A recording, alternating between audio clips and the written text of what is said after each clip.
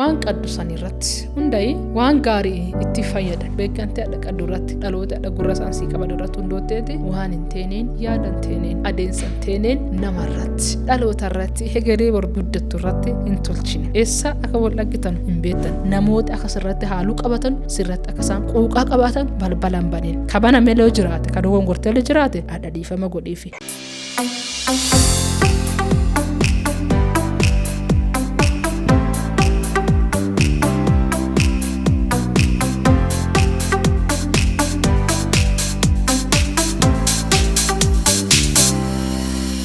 Yooyya akkam jirtanii nageenyi keessan badhaadha anu obboleettiin teessan hin seenee birbisaa addas mata duree haaraa akkuma kanammoo viidiyoo haaraa qabadhee isin bira dhufeera namooti sagantaa kanaaf haaraa teetanne like subscribe share godhiisaa nu faana tura isin jenna sheerii wanni goonuuf namoota biraa kan dhiyaatuuf laayikii wanni goonuuf wal jajjabeessuuf subscribe wanni goonuuf wal jajjabeessuuf namni sagantaa kana isin dhiyeessaaru an obboleettii teessan hin seenee birbisaa yoo ta'u ogeessaan kaameraa nama jabaa nuti guddoo jaalannu naa'ol gomanaa nufaana tura akkuma kanammoo teknikaan ammoo kan waliin jiru obboleessa keenya Ermii nufaana jira hagaa qophii xumura keenya turtii gaarii.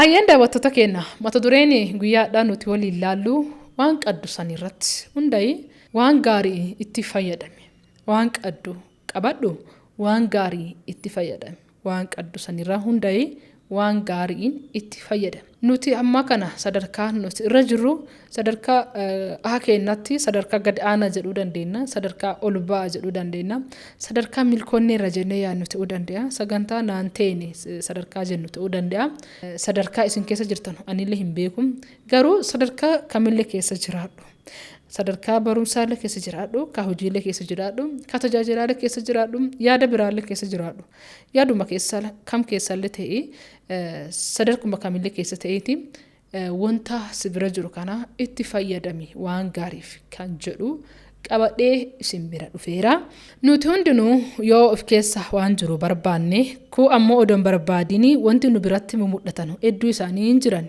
wanta gagaarii waan qabanneeroo hin jira tokko tokko kan mul'ateeru tokko tokko ammoo kan hin mul'anne dandeettii mul'atee fi dandeettii hin mul'anne dandeettii mul'ate yookaan yoo isin jedhu kana qaama namoota hedduu nurratti beekanu fakkeenya ogummaa garagaraatiin kan beekamu ka garagaraatiin hojii harkaatiin ta'uu danda'a ogummaa garagaraa tekniika garagaraatiin kan beekameeru ka baay'ee mul'ateeru ta'uu danda'a fakki akkuma kanammoo qabeenya garagaraatiin kan beekanu haadha qabeenyaa abbaa qabeenyaa wantoota akkasii kan nurratti beekaman hin jiran haadha qabeenyaa abbaa qabeenyaa dhane kan nurratti beekaman wantoota akkasii hin jiran gara jireenya keenyatti abbaa qabeenyaa ebeluu haadha qabeenyaa ebeluu dhane qabeenya gurguddaa irraa kana kan jirtu akkuma kanammoo beekumsa gurguddaa dandeettii taayilentii sammuu irra fayyadamtee sadarkaa gurguddaan kan beekamtu ta'uu danda'a akkuma kanammoo aangoo gurguddaa karaa adda addaatiin namoota hedduun gara yooma seentuyyuu nagaa namoota bifa addaatiin nama si fuudhan yookaan ammoo seensuma ati seentuun illee ta'eemoo yaada ta'eemoo maqaa ittiin si yaaman illee ta'eemoo sadarkaa gurguddaa irratti kan argamtu ta'uu dandeetta aangoon nasin jedhu gara hafuuraallee gara fooniillee gara hafuuraatiin nasin jedhu mana sagadaa keessatti itti gaafatamaa dargaggootaa ta'uu dandeetta akkuma kanammoo daayirektara daa'immaaniitii fi dargaggootaa ta'uu dandeetta akkuma kanammoo bulchaa sinodoosii ta'uu dandeetta akkuma kanammoo qeesii kadhimmi marti ilaalaatu ta'uu dandeetta akkuma kanammoo jaarolii mana sagadaa ta'uu dandeetta akkuma kanammoo bulchaa kwaarii ta'uu dandeetta waan garagaraatiin aangoo ta'ee rasii kennaneeraan ta'uu danda'a inni itti aanammoo achuma keessa mana sagadaa keessa kennansa garagaraati barsiisummaa nama kamalee dandeettu kanaaf baay'een si dhaga'u ta'uu danda'a faarfannaa nama kamalee beekanteettu faarfataa faarfattu ebelu jedhantee amma kana nama hedduun si dhaga'u carraa gurra nama hedduu taqaddu ta'uu dandeetta sadarkaa irra jirtu hin beeku garuu adda tana sadarkaa wayirra kan jirtu aangoon qabeenyaanillee akkuma kana aangoonillee akkuma kana kennan sa'aatillee akkuma kana immoo yaada garagaraa nama kennu abbootii ta'uu dandeetta abbootii naannoo ta'uu dandeetta aangoo garagaraatiin namni si dhaga'u kan namoota tokko irraa waa hedduurraa sadarkaa kana ol qabattee kan naannoo sanirra ol qabattee kuni dandeettii gabbayee mudhateeru hojiirra ka jiru ta'uu danda'a. Inni kun ammoo dandeettii keessa keetirraa kan nama hedduun hin beekne kan mootummaaf keessa beektu kan namooti muraas kan naannoo ka jiran qofti ka beekan ta'uu danda'a. Inni luko dandeettii keessaa jedhama ku ammoo dandeettii gabbayee kan namoota durarratti mudhate fakkeenya yoo yaamanuyyuu yoo maqaan kiyya hin seenee ta'e kan hin seenee qofa na jechisiisu ta'uu danda'a. Tu ammoo ispeeshaalii fa'aa eebbifamee dooktarii dandeettii dooktareetiin kabayeeru ogummaa miti ogummaa keessaa tokko injineeringii ta'uu danda'a haadha qabeenyaan seenee ta'uu danda'a ka gara lafaalletti ammoo bulchaa gandaa bulchaa naannoo ta'uu dandeetta bulchiinsa garagaraarraa akka hirmaattu abbaa aangoo akkuma kana immoo abbaa qabeenyaa jedhanii kan yaamanu uumaa kam keessattuu jiraadhu waan kana mul'uli keessallee ammoo kan hin jiraatin jiraatuu dandeetta atis kan hin mudhanne malee hin qabdaa garuu yeroo fi kamiinuu hin yaammatamtu ta'uu danda'a. Maan jedhuu barbaadde yoo naan jette adda wannan jedhuu barbaade waan qabatte sani tokkoffaa atummaan waan dandeetti sa'e qabeetteen duuba atummaa itti fayyadame.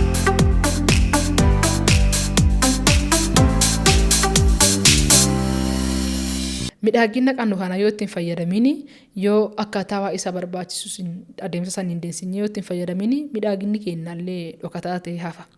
Qabeenya qanyu yoo ittiin fayyadamini qabeenyi sullee qabeenya mul'ataa ta'e dhokataa ta'e hafa. Warra dandeettii keenya gara adda addaatiin baay'ee hin jirreef waan kana jedhaa jira. Akkuma kana immoo wanti nuti hin qaqanna jennee hirrennu hedduu isaanii wanti nuti hin qanna jennee hirrennu hedduu isaanii wantoota gadi hin baane ta'uu danda'a sababoota garaagaraatiin. Isa kana immoo itti fayyadameedha. Warri ammoo karaa adda addaatiin itti fayyadame amma tana beekantii irratti argate aangoo garagaraatiin warra socho'uu jiranu dandeettii garagaraatti warra socho'uu jiranu ammoo isaanti deebi'ee dhufa. Mee namni aangoo garagaraatti hadhatana irra jirtu nama kanaan qara aangoo qabaatee waan adda addaa akka tinteene nama si dhoggeeru si miiceeru mee yaadi sadarkaa jirtu sarara dubbattee yeroo sagaleen keetiin dhagaatama odoo dubbattee illee dhugaa namitti si hin kennin adeemsa deemtu keessatti illee fudhatama baataa hin turre bara sa'i yaadime. Akkuma kana immoo qabeenyaallee namoota hadhatana sadarkaa gurguddaa jirtan bara qabeenya harkasiin turre san adeemsa jirtu irratti haa birrii didiqqaa birrii 10 20 200 100 fakkeenya didiqqaa hadhatana jedhanii malee yeroo sanii gurguddaa ta'uu danda'a. Bara sanii mee deebi'e tokkotti deebi'i laali yookaan yaadi sadarkaa hadhatana dhaqqabdeettu sadarkaa irratti abbaa ebiluut abbaa akkasiiti maani akkasitti dhanii irratti dabalanii siyaamaran kun yeroo madhalattuu taqabaattee miti yookaan ammoo waan tokko don dhagin takkattumaan dhuttee waa irra geettee miti adeemsa keessaa waan dhutte waaqis gargaaree ennaan ati lammoo waan tokko hojjatte sadarkaa ati irra dhaqqabde sadarkaa ati irra geette malee sadarkaa lafaa baateeti gubbaarratti achirraa fidhaggitee miti. Egaas yoo akkas ta'e siyafiin ammoo maan jedhu barbaadde hadhannetti waa adda tana hin qaba jettee hirraddu waa adda tana na bira jira jettee hirraddu waa adda kana dandeettee akkanaa qaba jettee hirraddu waa adda kana qabeenya akkasiin irra jirattee hirraddu waa adda kana maqaa keetti ol qabeessi beeksiseeru aangoo akkasii qaba jettee hirradde kana isa kanarratti hundaa'e waan dansaa itti hojjadhuuni.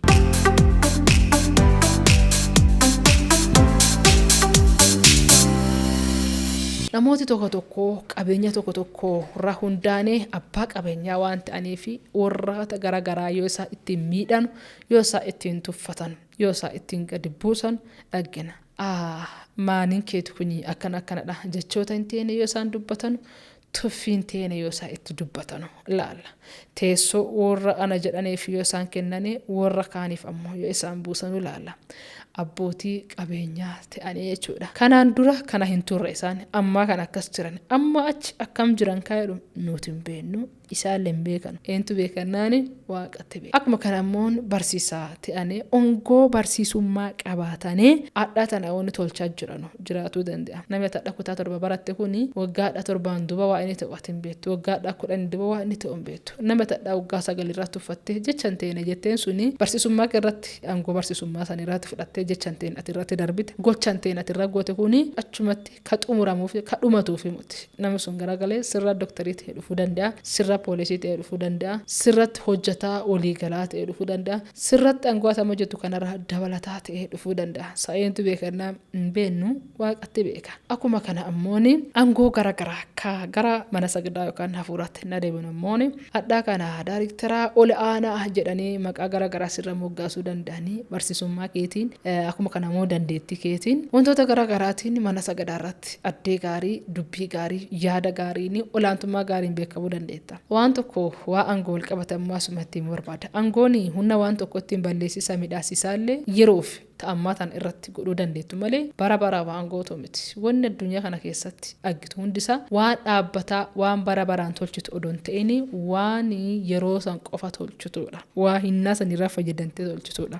Qaroon ka isaa beekee ta'isaa galte waa irra jiru kanarra dhaabbate wanta gaarii qofa itti fayyadama. Qabeenya qabdu kana waan gaariin itti investi godhe yookaan ittiin fayyadamsiise. Dhaloota ittiin baasisiise, dadhabaa ittiin gargaarsisiise. Wanta silaa godhuu qabdu waan bu'aa qaba jettee herredduu hundasaa ittiin tolchisiisu malee qabeenyichi madda hammeenyaatii fi balbala hammeenyaatii fi nama hammeenyaaf akkatisiisee qanu balbala ifumaa ifitti hin saaxilin. Maaf jette jennaani adda tana waraqati walii dacha'e kun yooma kan deemu hin beektu. Nama waan ta'eef amma malee barii harka keessan jirtu. Akkuma kana ammoo aangoo amma kana irra baateettu aangoon kun barumsaan si dhufeera ta'uu danda'a. Filannoo naannootiin si dhufeera ta'uu danda'a. Yoo mana sagadaati ammoo hanama mana sagadaati namoota waliin walti si dhufeera ta'uu danda'a. Garuu waa akka malee si ajaa'ibsiisu aangoon kamiyyuu waggaa daangaa qaba. Fakkeenyaaf jaarota mana sagadaa yeroo hedduu waggaa 2 fa'aa fedhan. Waggaa 2. Yoo isaan jaalatanii waggaa 4 fedhan. Sunillee uummatarraa hundaa'aniiti. Waggaan garuu haga ta'e qaba. Adda kana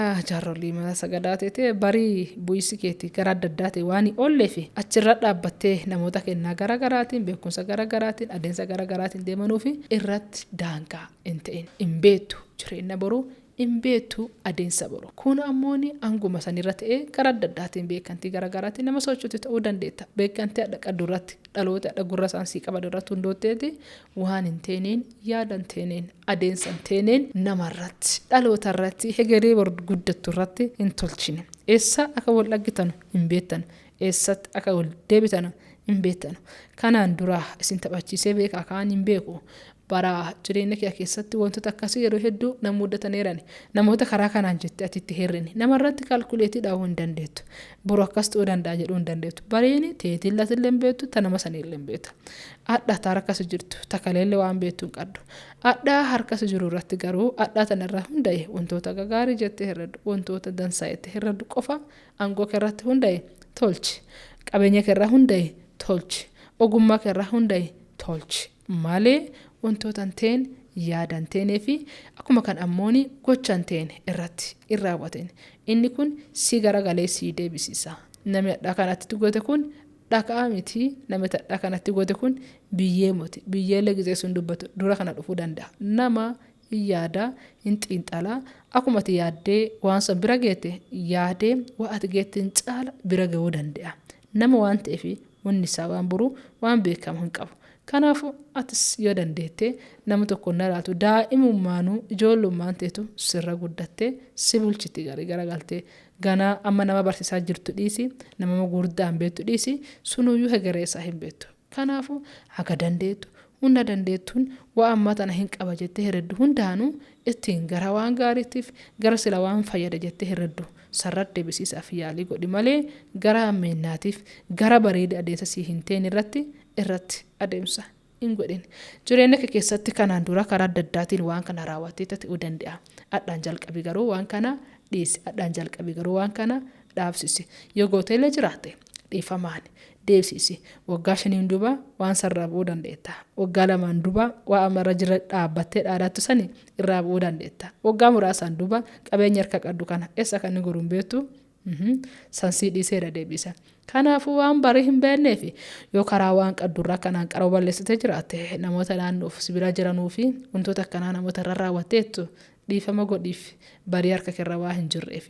Kanaafuu waan ammaa kana na bira jira jettee herreddu hunda isaanii gara waan dansaatti itti fayyada. Maanti na bira jira jedhe dandeetti akkamitti na bira jiraadhe beekumsa akkamitti na bira jiraadhe. Akkuma isin jedhe tokko ka hin mudhanne tokko ka mudhateeru. Ka hin mudhanne mudhisiisaaf yaalii godhe. Ka mudhateeru ammooni ka amma namootaaf naannoo biyyiilee sirraa beektus ammoo maangoota waan gaariin itti fayyarsiise. Waan dansaan itti jijjiirsise aangoo jirtu irratti qabeenya jirtu irratti dandeetti qabdu irratti akkuma kanammoo beekumsa sammuulee ta'uu danda'a. Namoota ittiin gattee ifii tokkoffaa baachee kaan 40 meeqa baasisiisaaf ittiin deemin kana jechuun laalchisiisi jechuu kiyyaa miti ta'u malee sammuu qabdu kanarratti sheeri godhi boruu yooma ka wal dhaggitan hin beektan adda waliin barataa ta'uu danda'a baree ammoo eessatti akka sadarkaa akkamiirraa ka wal dhaggitan waa hin beekneefi. Addaa tanaa beekumsa kana sheer godhiif yookaan qoodii fi qo'annaan ta'emoo himiisa ta'emoo karaa fi akeektaa ta'emoo akka isaan tolchisiisiti. Adeemsa silaa nama isaan barbaachisiisu gargaari. Guyyaa wayii si galateeffata. Guyyaa wayii namni kun beebarasa akkasinaa godheera yeroo isa akkana naa godhadha dheeti si galateeffata. Kanaafuu barii nama haaluu si qabatanu barii nama itti aaranu. Ifiin gochisiisin namoota hedduu gaaka akkasii na godhee moti yeroo kaa akkasii na godhee moti akka jedha akka gochisiisane gocha innaa saniiti gocha hin jijjiiranne aangoon jijjiiranne isaanti fakkaate waan wombirii san dhiisan isaatti fakkaate waan hin dhiinye isaanti fakkaate qabeenyi san keessa waan hin buune barri sun waa hin dabarre fakkaateeti wanta hedduu warri tolchane dhaloota irratti maan facaasanii haaluu facaasanii quuqa facaasanii ati garuu adhatana waan qaddu kanarratti kana beeki namoota akka sirratti haaluu qabatan sirratti akka isaan quuqaa qabaatan balbalan baneen kabana meeloo jiraate ka dogongorteellee jiraate adda dhiifama godhiifi maafi boruu hin beektu nama kanarra bu'uu dandeetta harka nama kanarra bu'uu dandeetta aangoon dhaabbataan hin jiru qabeenyi qabbataan hin jiru fayyaan dhaabbataallee jiraachuu dhabuu danda'a ati nu aga bara baraatiin jiraachuu dhabuu dandeetta aga jirtu kana garuu maan godhi gaarummaaf itti fayyadamii dansummaaf itti fayyadamii siin jetti bolettiin teessan hin seeni birbisaa haga qophii dhibiitti deebinee waliin deebinee dhufnutti turtii gaarii.